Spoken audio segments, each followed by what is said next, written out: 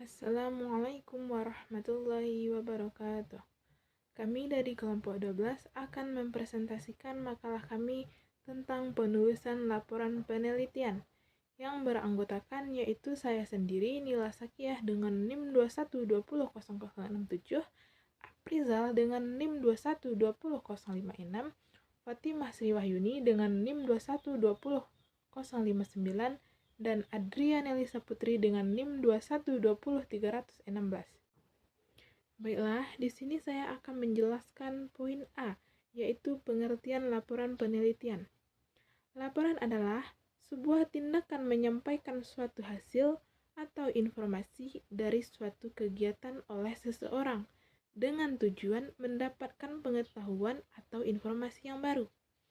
Sedangkan penelitian yaitu suatu proses mencari serta mengumpulkan informasi, mengelola dan mengambil catatan data yang dilakukan dengan tujuan mencari pengetahuan baru dan mengembangkannya. Adapun pengertian penelitian menurut para ahli yaitu yang pertama menurut Velin dan Mayer. Menurutnya, penelitian adalah metode yang terencana atau sistematik yang bertujuan untuk mengembangkan suatu pengetahuan yang dapat dibagikan informasinya kepada orang lain dan ini dapat diujikan. Yang kedua yaitu Supomo. Menurutnya, penelitian adalah kespontanitasan dari keinginan dengan tujuan mengetahui suatu kejadian yang terjadi. Yang ketiga, menurut David Happeny. Menurutnya, penelitian adalah pola pandangan yang tersusun secara sistematis terhadap bermacam-macam kejadian, di mana dalam penyelesaiannya membutuhkan data yang konkret atau yang akurat. Yang keempat yaitu Sutrisno Hadi. Menurutnya, penelitian adalah usaha untuk mengetahui dan meningkatkan serta proses pengujian dari sebuah pengetahuan.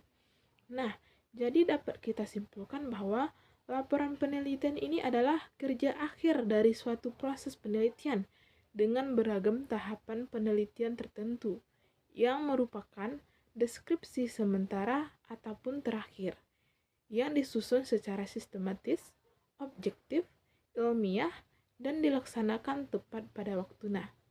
Saya di sini akan melanjutkan pembacaan dari teman saya tadi. Saya di sini membacakan poin B, yaitu sistematika penulisan laporan penelitian. Setelah mengumpulkan data, menganalisis data dan membuat kesimpulan penelitian, tahap selanjutnya adalah membuat laporan penelitian. Laporan penelitian dibuat secara terstruktur, terdiri dari latar belakang masalah, tinjauan teori, kerangka konsep, metode penelitian, hasil penelitian, dan pembahasan. Pada proposal penelitian, bahasa yang digunakan menunjukkan suatu rencana penelitian, sedangkan pada laporan penelitian menggunakan bahasan operasional yang menunjukkan bahwa kegiatan telah dilaksanakan. Selanjutnya yaitu komponen dalam proposal penelitian. Yang pertama yaitu judul, yang kedua kata pengantar, yang ketiga daftar isi, dan yang keempat bab 1 pendahuluan. Latar belakang. Yang perlu dikemukakan dalam latar belakang yaitu yang pertama, alasan rasional dan esensial yang membuat penain merasa resah sekitarnya masalah tersebut tidak diteliti. Yang kedua yaitu gejala-gejala kesenjangan di kelas sebagai dasar pemikiran memunculkan permasalahan. Yang ketiga yaitu kerugian-kerugian yang mungkin timbul seandainya masalah tersebut. Dan yang terakhir yaitu keuntungan-keuntungan yang mungkin diperoleh seandainya masalah tersebut diteliti. Yang D yaitu rumusan masalah. Rumusan masalah dapat dinyatakan dalam bentuk kalimat bertanya setelah didahului uraian tentang masalah penelitian, variabel-variabel yang dibeli, dan kaitan antara serta variabel dengan variabel lainnya dalam layanan bimbingan dan konseling di kelas, bimbingan kelompok atau klasikal, dan konseling kelompok atau secara individual konseling individu. Yang E, hipotesis tindakan. Rumusan perubahan seperti apa yang akan terjadi dalam proses dan hasil tindakan layanan, bimbingan, dan konseling di kelas atau secara individual bila tindakan itu dilakukan secara utuh. Yang F yaitu tujuan dan manfaat penelitian. Tujuan penetapan merupakan hasil yang diharapkan setelah penelitian setelah dilakukan, terdiri atas tujuan umum dan tujuan khusus. Tujuan umum dirumuskan dalam satu kalimat menggambarkan apa yang ingin dicapai, sedangkan tujuan khusus merupakan rincian tujuan umum secara lebih spesifik dalam beberapa butir pertanyaan. Yang G yaitu definisi variabel atau istilah. Didefinisikan variabel atau istilah penelitian secara operasional, sehingga melahirkan indikator-indikator dari setiap variabel yang teliti yang dijabarkan ke dalam instrumen penelitian atau pedoman observasi atau evaluasi.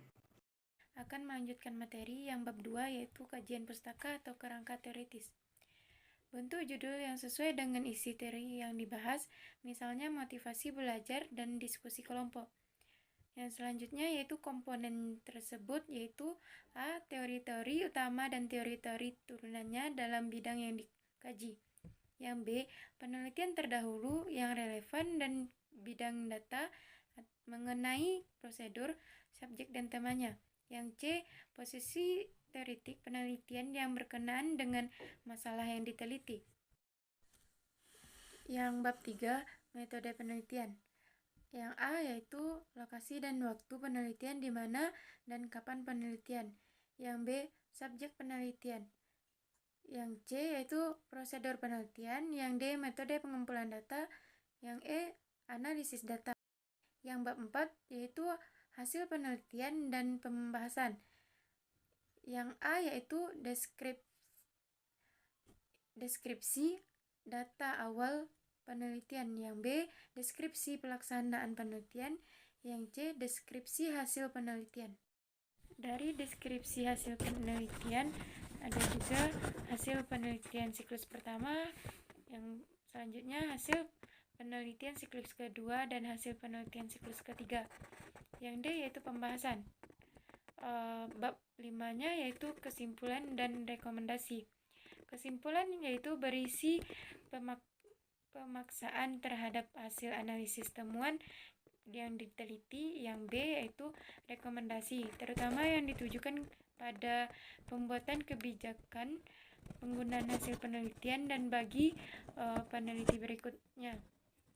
Yang selanjutnya yaitu daftar pustaka dan lampiran-lampiran. Poin C. Tentang mekanisme bimbingan penulisan laporan.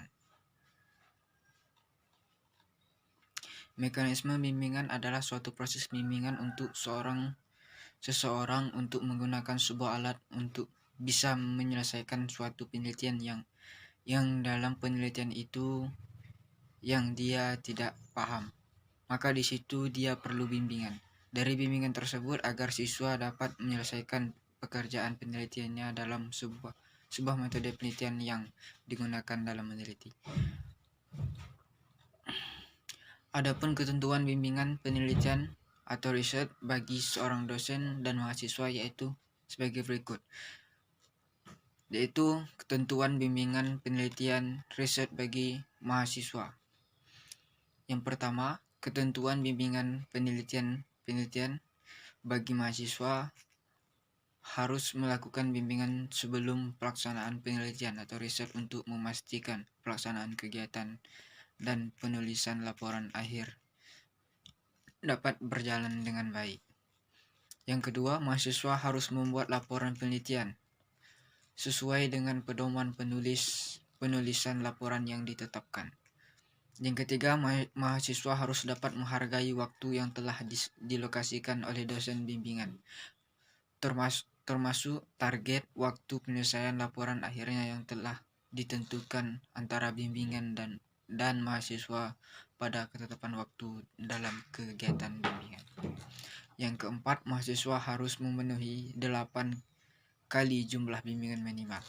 Yang kelima, mahasiswa harus etika berkomunikasi sesuai dengan etika berperilaku dalam melakukan proses bimbingan. Yang kedua, ketentuan bimbingan penelitian riset bagi dosen. Ketentuan bimbingan penelitian riset bagi dosen diatur sebagai berikut. Yang pertama, dosen membimbing harus dapat memberikan masukan dan pengarahan tentang pelaksanaan penelitian riset.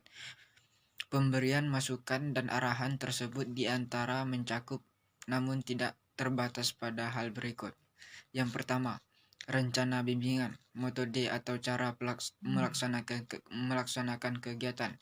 Yang ketiga, alternatif solusi terhadap permasalahan yang dihadapi mahasiswa.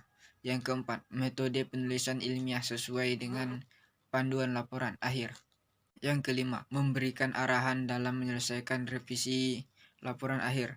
Yang keenam, publikasi hasil penelitian. Yaitu yang kedua, dosen bimbingan memastikan bahwa laporan akhir penelitian atau riset bebas dari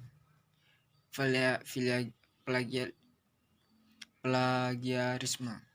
Yang ketiga, dosen bimbingan memberikan penilaian akhir. Baiklah, sekian presentasi dari kelompok 12. Salah dan jengkel kami mohon maaf. Wabillahi taufiq wal hidayah. Wassalamualaikum warahmatullahi wabarakatuh.